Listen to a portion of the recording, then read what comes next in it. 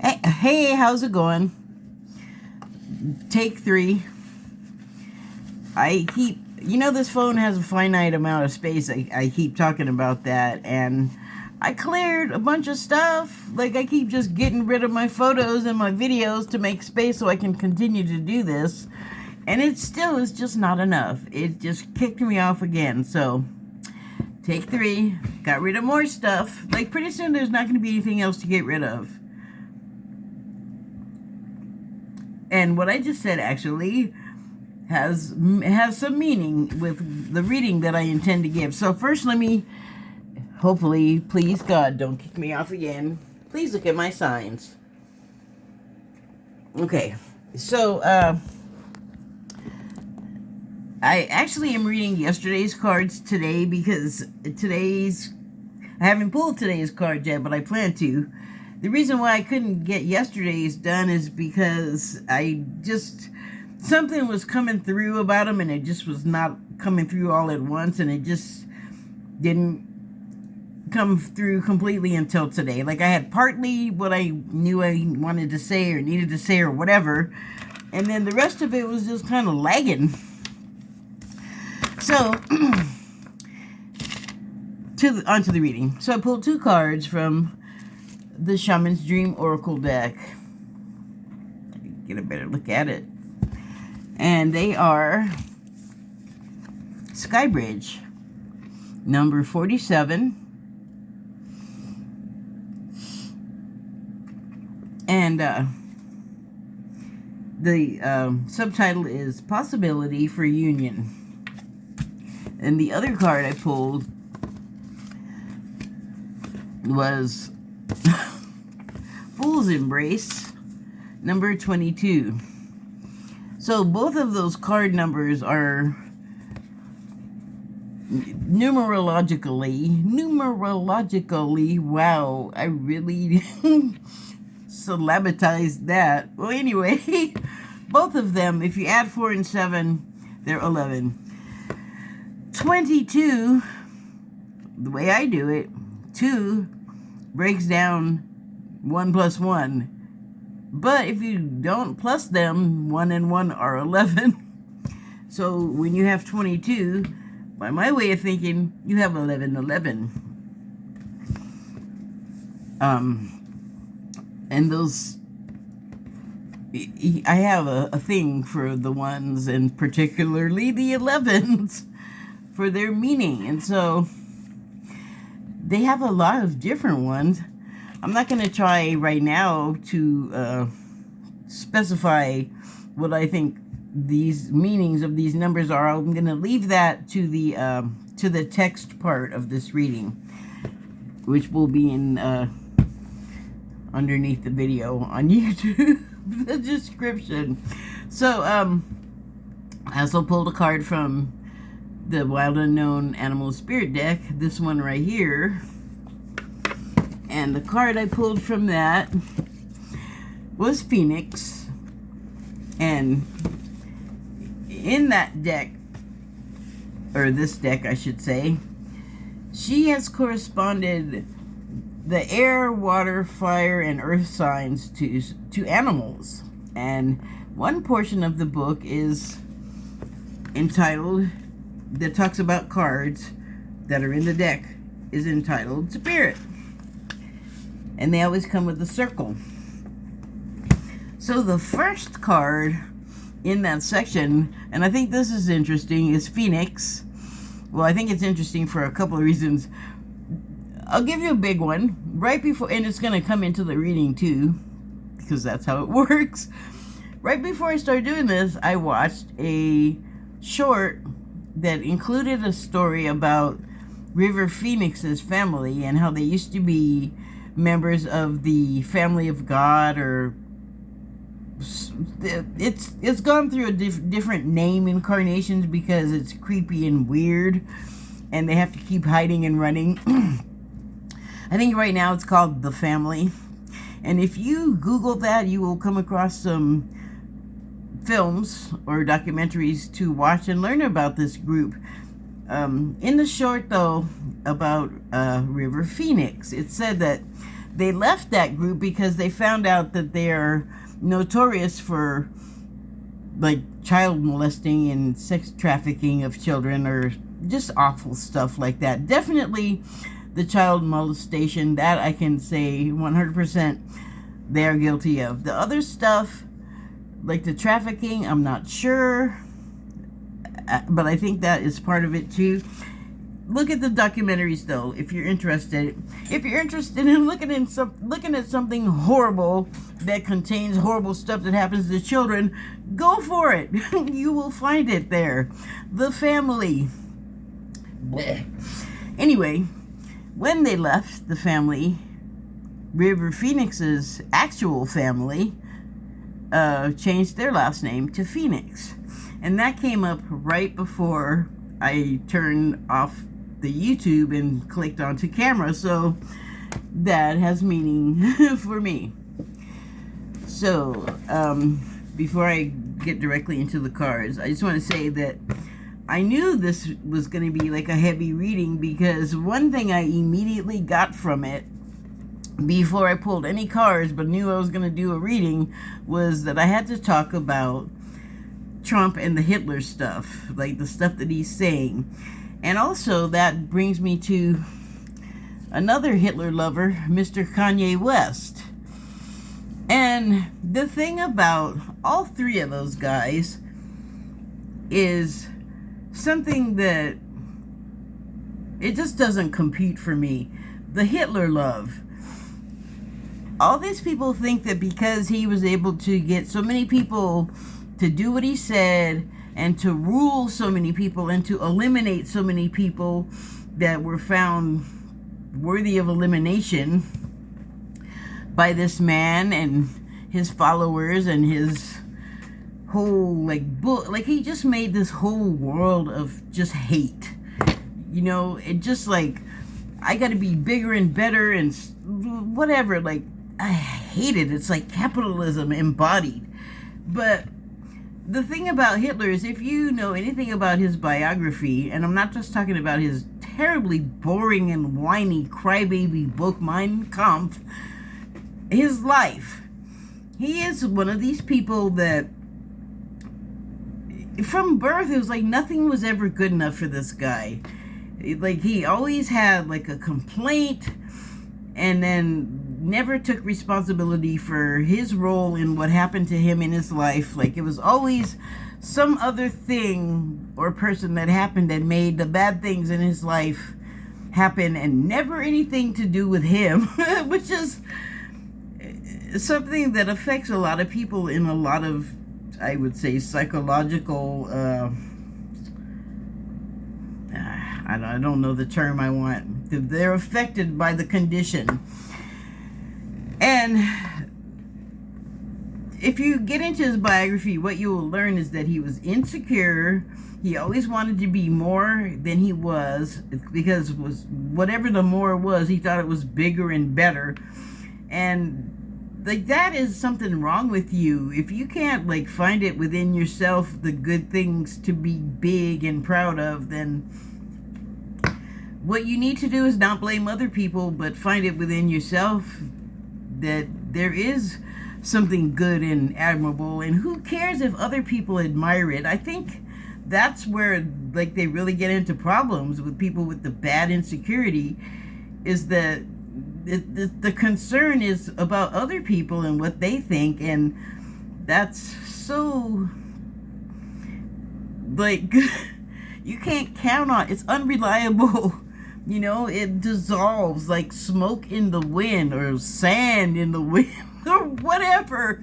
It's not going to stay around forever. And if it's coming from a person, people change their minds all the time, every moment. We don't even know the vast number of calculations that we're making for me to do this, even to have the thought to demonstrate, to do this, to use as a demonstration. Your body's making so many calculations. So I don't know, now I got off track, but I do remember that what Hitler had is what a lot of famous and powerful and successful people have, And that is a huge ego. And then because of that, the even huger need to feed that ego. And the way ego works in these cases, it's less helpful to you in the ways of protecting you, and it's working against you, making you think that if you're not this, you're less than, or if you're not like that, like, or just focus on other people and find stuff wrong with them so that you can feel better about yourself. And there's nothing right about that. Why? The other people are not you. The other people are them. Let them be them. But we don't. We start worrying about, like, how can we make ourselves look more like how we don't look? Like adding lip crap and making our lips all giant, or changing our eyes, or our breasts or butts. Like, we just can't leave our shit alone. And there's a lot of reasons for that. There's a lot of causes for it. I mean, reasons are, I feel like, something that we ourselves kind of come up with to explain stuff, but there's causes that, regardless of what we say, are going to exist. So it's actually kind of a pleasing thought, like a big rock that can't be moved. I don't know why that is comforting, but it is.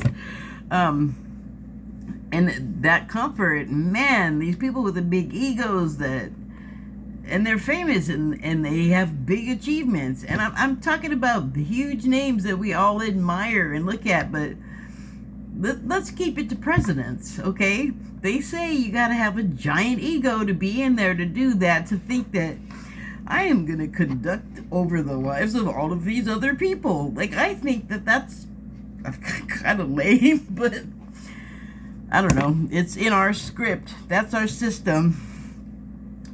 Me griping about it or talking about it or whatever I'm doing is not going to change it. That's going to take some time, if it's going to change at all. That's projecting way far forward than I want to even begin to think or talk about. But the point is that, and it's well known, and the ex-presidents will even admit to this, or in some way acknowledge the fact that they have a giant ego, and that's how they ended up in the office. Now, I'm not saying that they're all bad people. I guess I shouldn't say that they're bad people. That was a weird... I kind of started in the middle of a thought. So what I was thinking about is how... and now I can't remember that. Scratch that. They know, though. I mean, President Clinton has alluded to it, and so has Obama in, like, interviews where the subject came up. So, I mean, and they... both of them went into the job thinking that they're going to do good things for the country, for people, and that's admirable. What, oh, okay, now I remember what I was going to say. The thing is that we elect these guys. When they go in there, they're just guys. They're like some dude that went to school and is charismatic, and there are so many people in the country that are just like that do not pursue the same route to job satisfaction, let's just call it, for the sake of expediency. But they are just guys, and Clinton, perfect example.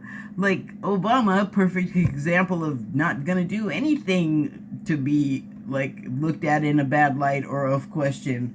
Clinton, less controlled, less restrained over the impulses, and the impulse, long before he was president, was to hoochie coochie, get on some that's OPP. And basically, when he had his own PP, that's a problem. That was why he got impeached, but he did not lose his job. And him doing that regular dude stuff. Now that's locker room stuff. That's regular dude stuff. What he did was get a BJ or a hand job from the young lady in the office. That's normal dude stuff. And obviously, being of the caliber of a person to be in the highest job in our land does not preclude them from that impulse. So when we have a Trump come along who got impeached for trying to take out the whole country, there's a lot of difference there. Like, one is stupid, like horny crap that is human. Like, some of us have better control over those urges, and some people take full opportunity of any opportunity to get a blowjob. You know, I mean, that's not news, or it shouldn't be. If it is, you're sheltered. I mean, you can have an opinion about it, but it's not the same as trying to end a whole nation, which is what he tried to do, the Trump. And also, he has the sexual peccadillos as well, so let's not forget, he is just a dude. He's just a man. He is not a god. He is not what the MAGA have built him up to be. And that is all their egos weirdly converging on the idea that this guy is a superhero, this fat, stinky schlub. And yes, he has an odor. Something else I was thinking about earlier, because I am also aging. And with aging comes unfortunate odors. Apparently, his is super unfortunate because it's poopy diaper smell. And I'm not saying that, like, making it up. That's apparently a true thing. And you can't help it. You get old and your body starts doing stuff, and all you can do is take whatever measures are possible to, you know, make the situation smell better. So I'm just saying, he is just a regular human guy. He's not like this magical Trump angel Christ. No, I'd say he's closer to Hitler, because he wants what he wants, because he wanted, like, what did he say about Anthony Hopkins, who said he liked him?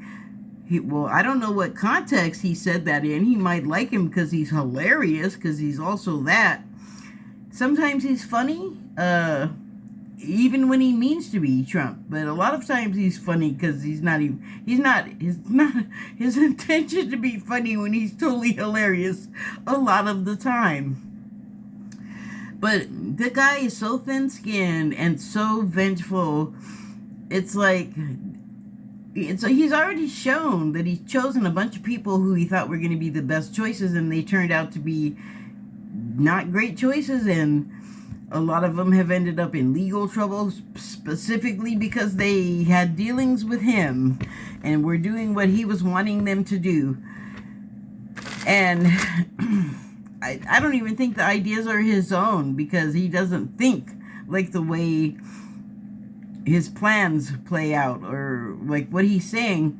He's, like they say, he doesn't read books. I'm sure he's read some books. And I'm sure the books that he would want to read would be something like Mein Kampf, because he would relate to Hitler.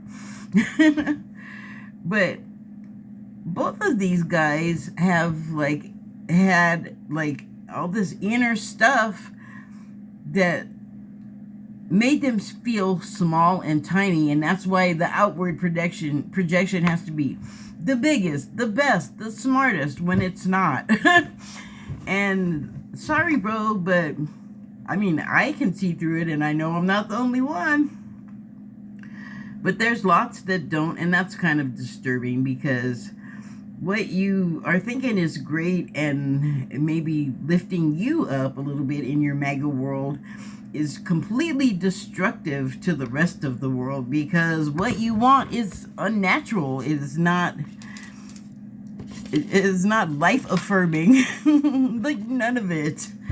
The putting people down and the name calling and finding fault with people because they're different from you, that's childish and stupid and ugly, and used to be, we taught our children not to do what this man is standing up in front of the world and representing our country at one point, thank God no longer, spewing trash, sewage. He could barely make himself understand unless somebody said something to him that he could then, like, glom onto and start using himself, because that's kind of where I trailed off from the whole book thing. I don't think he reads a whole lot of them, because if he did, he'd have like a better vocabulary and be able to express himself better. But it seems like he stopped reading seriously at about, I don't know, 14.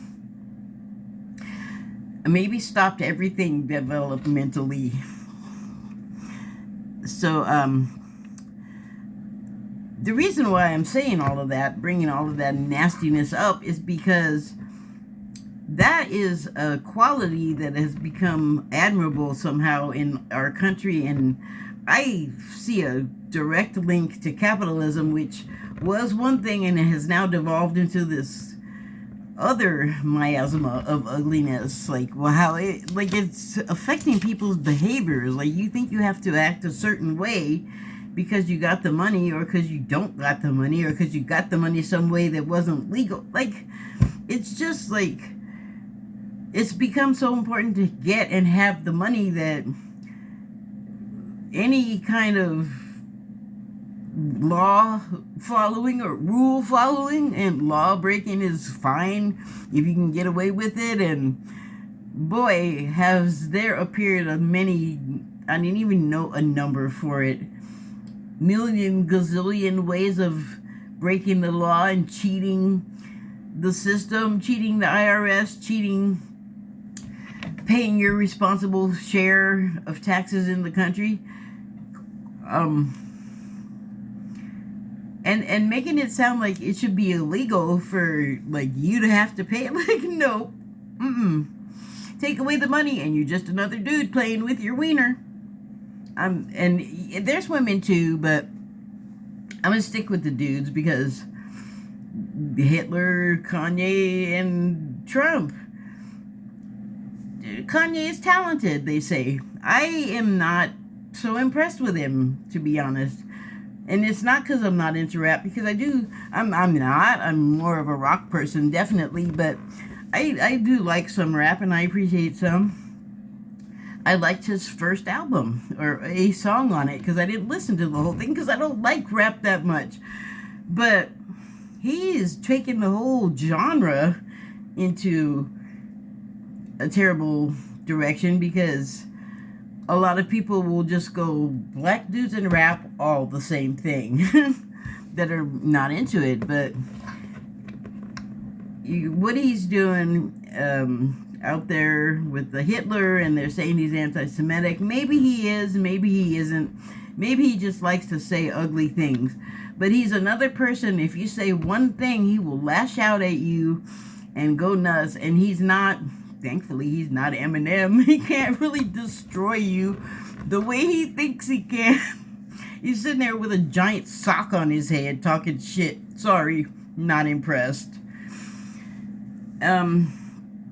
Unfortunately, those three guys have a huge influence on people right now. And I just want to say, and that's the last thing I'm going to say about those three guys, is you guys are a bad influence. So, Skybridge.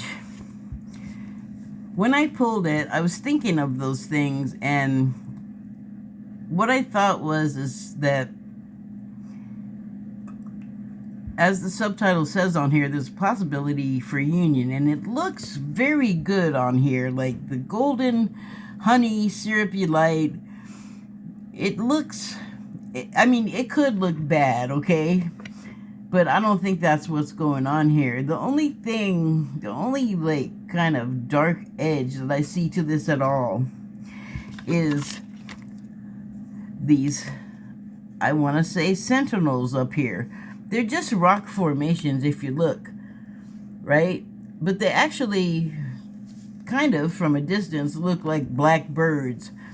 And there's nothing wrong with black birds. Normally, like a crow or a raven is associated with a message, but the message here, I think, is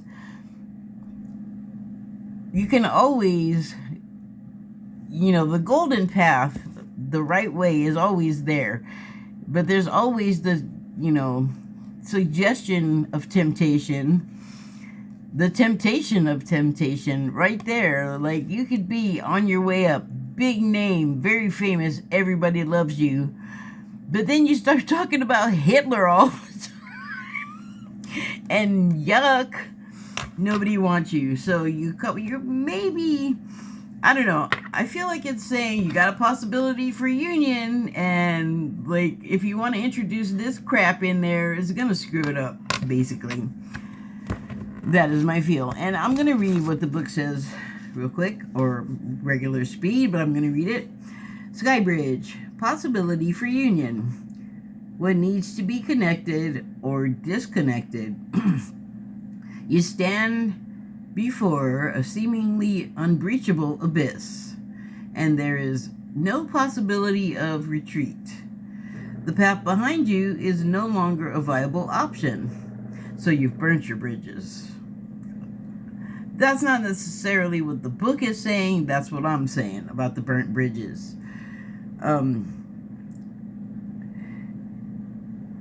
The path behind you is no longer a viable option. You have to act soon, though, or run the risk of being stuck at the edge of a cliff.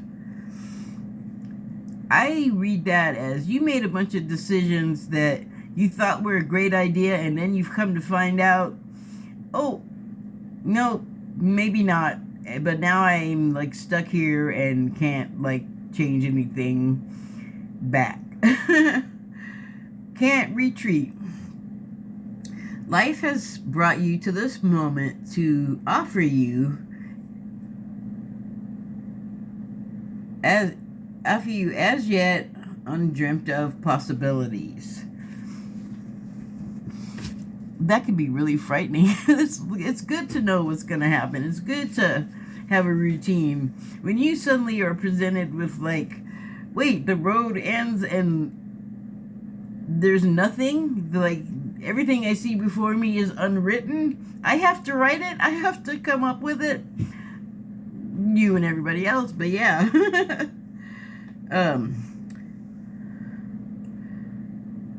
But you must no longer postpone what you know to be inevitable. And yes, you are allowed a break or two before the leap. So take a bit of time to yourself. Like, think things through, I'm thinking, before you leap. Get away for a day or two of contemplation, or even for just a few minutes walk to clear your head. Muster your courage so that you may cross the sky bridge.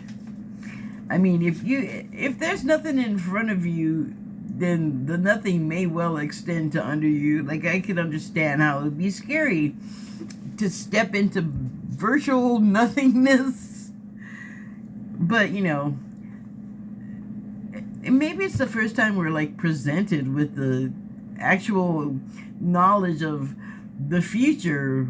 Like, that's how it is. Even though, here, let me break your brain a little bit now. Even though the future is now, the future already was, the future is happening, the future has happened. That confusing bit. Although it's the amnesia, I think, that like erases all of the stuff and cleans the slate. And what we know subconsciously probably guides our direction, and our higher self and our guides and our angels and all the other stuff contributing. But it's us really that has to make the ultimate decision to go forward. In what direction? Skybridge appears when the moment is absolutely right for a quantum leap. Oh, shoot. Now we're getting quantum. Not gonna do it. Life believes you are ready, even if you do not agree. Remember not to confuse your true state of readiness with your plans and preparation. I'm still not really sure what to do with that. Remember not to confuse your state of readiness with your plans and preparations. I want to say, what's the damn diff? I'm just going to read on. Respond with your plans, or respond with a determined yes. Oh, so who cares about either one? Just say okay, I guess, is what that meant. That is not reassuring. That's frightening if you're frightened by stuff like that. It's like going down a roller coaster where all the tracks just disappear. Are there tracks? Am I gonna disappear? What is up with this roller coaster? I hate roller coasters, by the way. You need only hold on to yourself, you need only hold on to your positive affirmation. I'm not gonna die, I'm not gonna die, I'm not gonna die. In a roller coaster accident. And the way will become obvious as you take flight and clear the abyss. Abyss, roller coaster, bridge, whatever. Okay, so this other card here I wanted to address in a different way, completely to the meaning that is given to this card. But I have, I'll just go on and talk about it. So the card's Fool's Embrace, and the subtitle is Transmuting Pain. So here's the thing about the negative people and the negativity. A lot of times, I will just start talking about stuff and people will get all upset with me because it's something negative. Like, you can't even say... Like, one time I was talking about my cat, and he was... something that he was doing that was annoying me, and then he, like, came walking up. Like, I didn't call him. He just came walking up.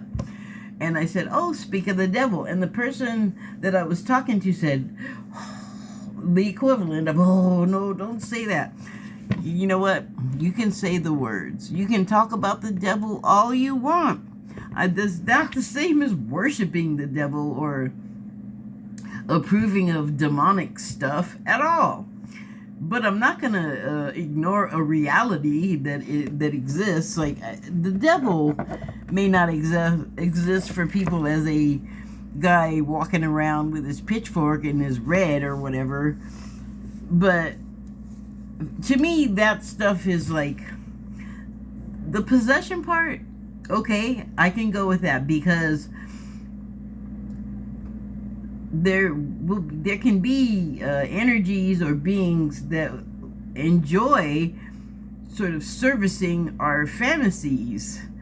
And if we are open to that in certain ways, then I would say we can become possessed in what we call a demonic fashion.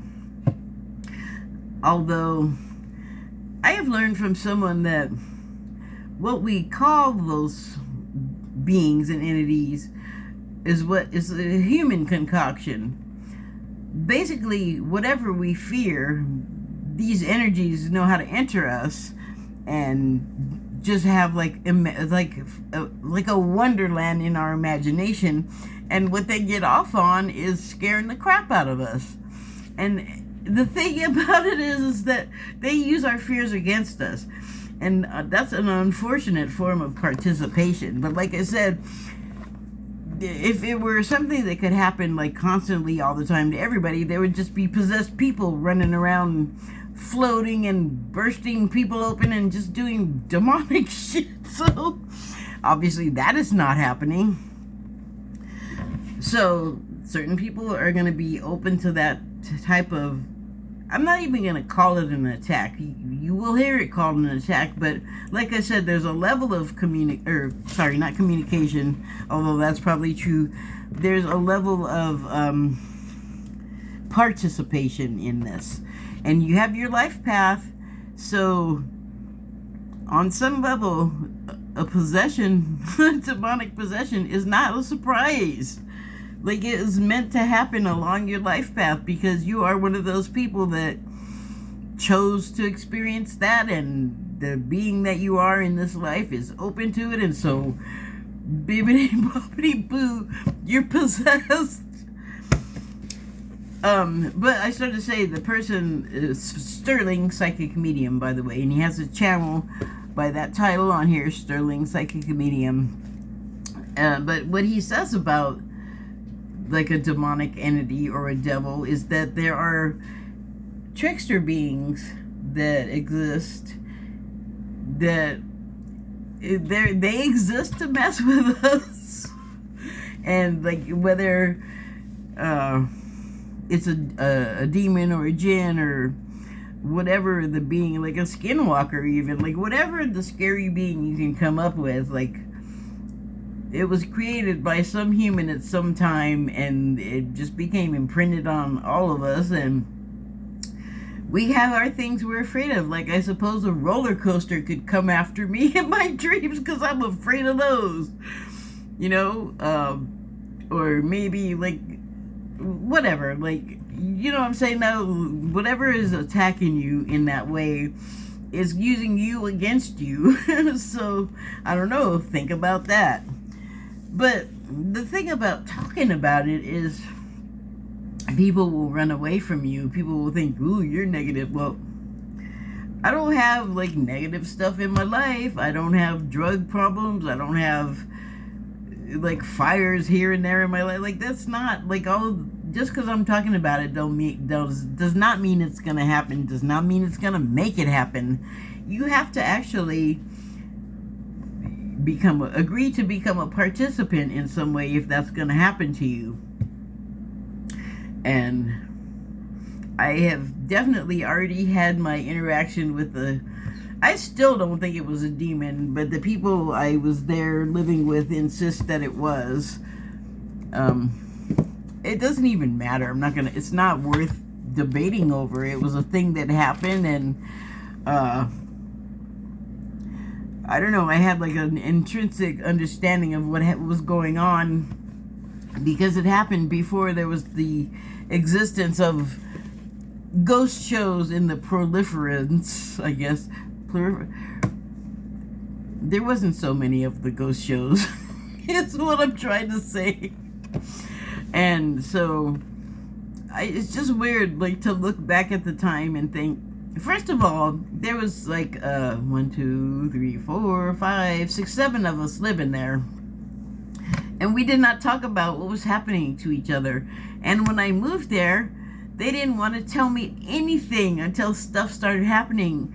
I just inadvertently went into a room that was like the ghosts room, and then they all freaked out and they still wouldn't tell me. So it wasn't until it started doing more things that were affecting all of us that it came out that there was even a ghost there, because that was the secret that they were keeping. Like, and why would you not tell the new person that there's things that you could do to aggravate the ghost? Like, but anyway, once it was obvious what was happening and nobody else was talking about it, except that I knew that they knew there was something, but they wouldn't talk about it. And it kind of made sense at the time, because it's like, you talk about it, you draw it to you. I didn't need anybody psychic to tell me that, or I don't know, it just kind of made sense. But what happened is the thing would be messing with me, and I didn't like necessarily everybody there, which a being like that will look for something like that to use to divide people, or just to mess with people, you know, to turn people against each other. But I somehow knew that, and it's weird. Like, I'm looking at the person that I'm thinking of, and they had already annoyed me like that day because of something. It's not like a big deal. And in fact, like, I was just sitting there like, okay, I want to do something, but if I do, it's gonna like aggravate that situation. So I was just kind of irritated because I realized that I could just wait, but I didn't really want to, but it wasn't worth it to go through the whole confrontation of, like, I just like let it go. But, you know, so I'm like sitting there kind of like, you know, like definitely not thinking thoughts of murder or anything like that. Just like kind of like, what a pain that I can't just do it. I gotta wait. But also, it's like, the dude had the right to come home and do the stuff. So it wouldn't have been right for me to just be all, fuck you, I'm just gonna do it anyway. You know, like, that ain't cool. So I'm sitting there, and something starts manifesting in the corner of the room. Like, the room's painted white, and I'm just looking at something else, and then my attention is drawn up to the ceiling in the corner, and there's like this black shit kind of doing this up there and spreading out, and look like smoke, look like lace.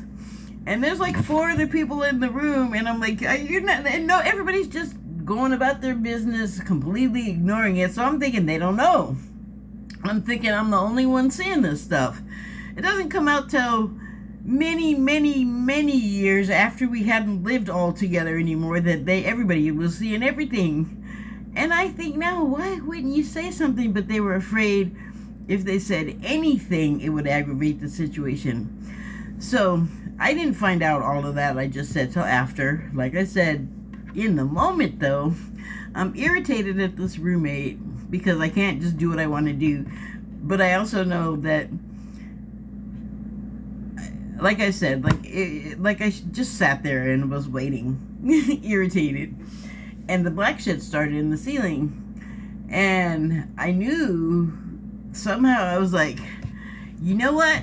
Yes, I'm mad at him, but you know what? You are not gonna like get all up in the middle of it. You're not gonna add, like, I know why I'm angry. You're not, like, I knew it was trying to like egg me on somehow. It wasn't until later that I learned that's exactly what they like to do. So I was just mad at it all the time because everybody else was so afraid of it. They're like, don't do this, don't do that. And I'm like, fuck that thing. And they're like, but it kills. And I'm like, yeah, that ain't me killing people. Like, it got mad because we did something it didn't like and it killed somebody, and so we gotta stop. What kind of logic is that? But that's not normal people that are in haunted places. They're just scared of everything. So I had this attitude at the time.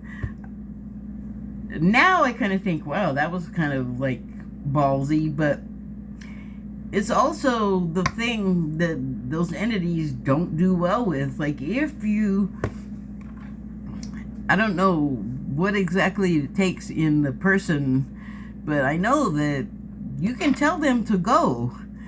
I have learned, though, being aggressive and provocative with them is not the way to go, not the best way to go, because they can retaliate in ways that we can't. And that is something to keep in mind. But it's not something to be fearful of, because I feel like if you can fend them off in any way, you can fend off all of it, you know? It's just another way of dealing with energy that you can't see, but you can feel it. And I'm like having conversations, like arguments with the thing. So like there's something there. I don't know how to explain it any way other than that. But you can talk about it, and that's what this figure represents here. Is the subtitle on this is transmuting pain. Pain comes with the evil. It's often used, like the entity will pick something out of your brain to torment you with, like to make you argue with your family with, to make you feel hurt about. There's entities that'll make you feel their pain that's unresolved from their life. And so you can help them through that and help them get to that resolution, or you can be totally afraid and run from them, and that aggravates them because they're like, help me, I'm trying to talk to you, you can hear me, listen to me. And when you are like, no, God, get away, you get the crosses in the holy water, they're still people, you know, they're dead people, but they're still people, and they'll act like people and get mad at you and retaliate. So, I mean, it's a lot to consider, but it can be dealt with. You can talk about it. And just because you talk about it doesn't mean bad things are going to happen to you, unless you have the thought in your mind that talking about it is going to make bad things happen to you. You cannot give stuff like that power. Just think of it as another person. Even if it's not, you're not necessarily going to know that. It's probably going to present to you something that is plucked out of your mind that it knows you will feel some sort of comfort level with. So, and I feel like the same thing happens with people. Like, have you met those people that somehow never laid eyes on you, but just immediately know how to press all of your buttons? Well, those people die and become ghosts. So that's, I think, where that comes from. So the Phoenix thing, I talked about it a little bit already with the River Phoenix and his family. Wow, they sure like dodged a bullet, I would say, although obviously River didn't, but that's something else. That was like on his life path. It's not like anyone did it to him, because I didn't know this until recently. Joaquin and his sister were also with him, and also high.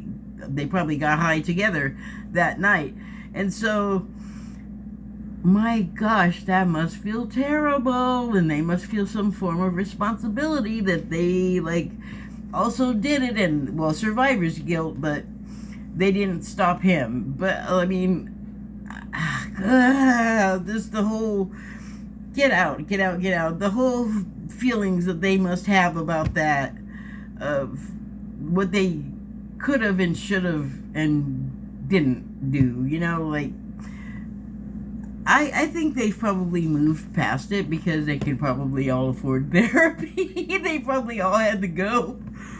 I'm not laughing because it's, I'm not going to try to explain. But I feel like they're better. Joaquin is better because he seems to be doing quite well. And he's not one of those egotists that's all out there in your face with it, you know? I think that, I know that he recently had like a love thing happen over the past year, which is good. Like, everyone could benefit from some love, I think. And understanding. And I think that he sure seems to be a complicated guy. I can't imagine how the whole rest of the family isn't equally interesting. But what I enjoy about them is that they disentangled from that family garbage, and more power to them for like birth blueprint, life plan.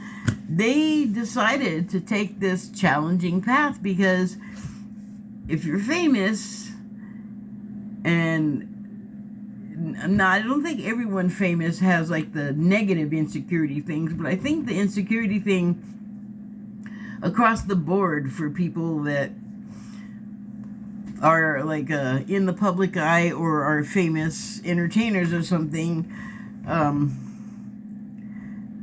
just like with the politicians, there's got to be that ego level, but it doesn't like manifest as evil ego in everyone.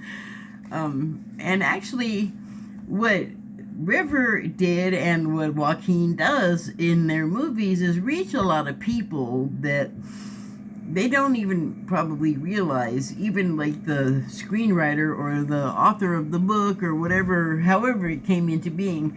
That person may not even realize how they're helping people get through things. When you share your own story, sort of thing, it's accessible to other people. I'm losing the word, but the accessible is going to have to do, but it's a way of service, which is, I used to think it was lame. Like, I get totally into it, but there was not for me, I was just witness to this, but there was an ill-fated visit of the ROTC to my high school, or junior high school. Ill-fated for one person who decided to shoot off their mouth, saying what they heard their father say. We were kids. It's completely expectable. Expectable? Sure. But, should I say his name? Clark Wade decided to say that stupid rotten old tin can thing, and then some smart remark, and most of the shoot, what was the name? Well, there was like a bunch of the ROC members there. I think they were from high school, that like they came to the junior high school, so they were in like the uniforms and stuff, the cadets. And so there was an adult with him, so the cadets just kind of looked at him, at my classmate, like, oh, all right. Like, they just looked at him like, oh, you're gonna get it. And he did. That sergeant, I believe he was a sergeant, the adult that was with them, tore the boy a new hole, managed to drag it out of him that he had hurt his dad. Like, it was humiliated. Like, the guy had obviously experienced it before. And don't mess with people in the military, really, because if they've already been through the boot camp, just keep in mind you haven't. They know shit. I'm just a foul mouth today, but they can mess with you, and they have strengths that you have not developed. Like, you don't know. You just don't know. I don't know, that cracks me up. So that particular classmate was kind of arrogant and thought he was the shit before that, and then afterward, much more pleasant person to be around, I have to say. So, the negative thing, to wrap up, I get it from people a lot. I mean, I hear it, like, oh, don't say that, or you're negative, or whatever, and I'm thinking, how can you say that? Just because I said some words that have a thing you think is negative in it, I'm negative? Okay. I mean, like I said, I've come across it a couple of times, but I believe in not giving it power. Laugh at it. Know it. Know yourself, really. Most of all, because it's kind of like that kind of thing is not really going to touch you if you don't give it the opportunity. That can happen in a lot of ways, but I think if you're cognizant of it, you're better equipped to deal with it. Like, if you come in contact with evil, you may be better equipped to deal with it if it's not scaring the pants off of you, if you understand why it can do that. And if you don't want it to, you actually have some control over that. At least that is my feeling, which I have shared with you, and I think that you have had quite enough. Thank you and good night.